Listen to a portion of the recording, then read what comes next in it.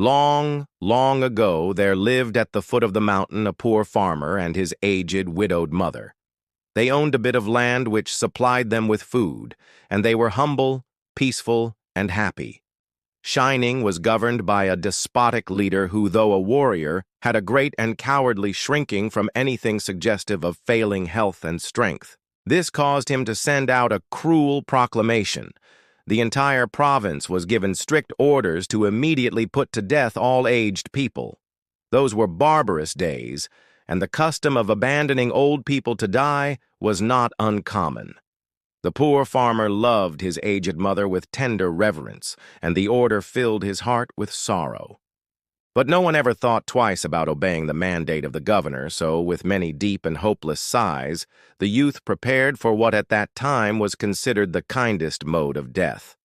Just at sundown, when his day's work was ended, he took a quantity of unwhitened rice, which was the principal food for the poor, and he cooked, dried it, and tied it in a square cloth, which he swung in a bundle around his neck along with a gourd filled with cool, sweet water.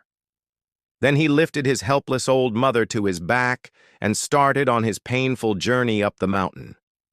The road was long and steep. The narrow road was crossed and recrossed by many paths made by the hunters and woodcutters.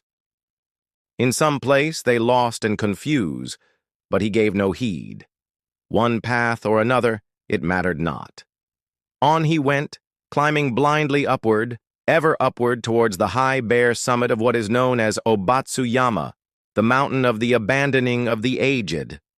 The eyes of the old mother were not so dim but that they noted the reckless hastening from one path to another, and her loving heart grew anxious.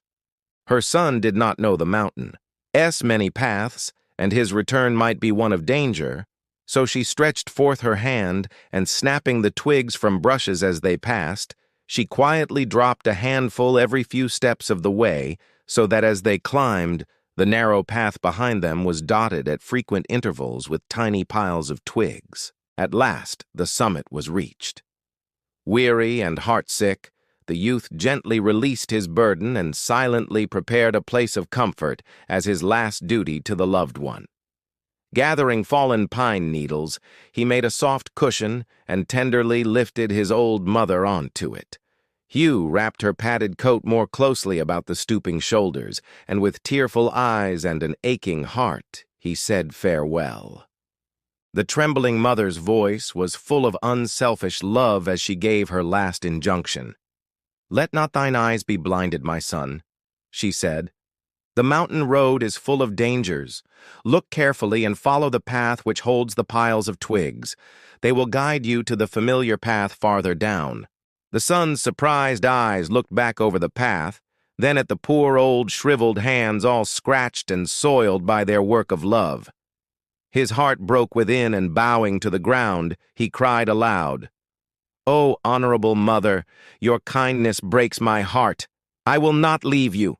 Together we will follow the path of twigs, and together we will die." Once more he shouldered his burden, how light it seemed now, and hastened down the path, through the shadows and the moonlight, to the little hut in the valley.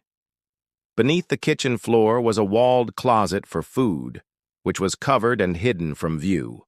There the son hid his mother, supplying her with everything she needed, continually watching and fearing she would be discovered. Time passed, and he was beginning to feel safe when again the governor sent forth heralds bearing an unreasonable order, seemingly as a boast of his power. His demand was that his subjects should present him with a rope of ashes. The entire province trembled with dread. The order must be obeyed, yet who in all Shining could make a rope of ashes? One night, in great distress, the son whispered the news to his hidden mother. "Wait," she said. "I will think. I will think." On the second day, she told him what to do. "Make rope of twisted straw," she said, "then stretch it upon a row of flat stones and burn it on a windless night." He called the people together and did as she said, and when the blaze died down, there upon the stones, with every twist and fiber showing perfectly, lay a rope of ashes. The governor was pleased at the wit of the youth and praised greatly, but he demanded to know where he had obtained his wisdom. "Alas, alas!" cried the farmer, "the truth must be told." And with deep bows he related his story. The governor listened and then meditated in silence. Finally he lifted his head. "Shining needs more than strength of youth," he said gravely. "Ah, that I should have forgotten the well-known saying, 'With the crown of snow there cometh wisdom.'" That very hour the cruel law was abolished, and custom drifted into as far a past that only legends remain.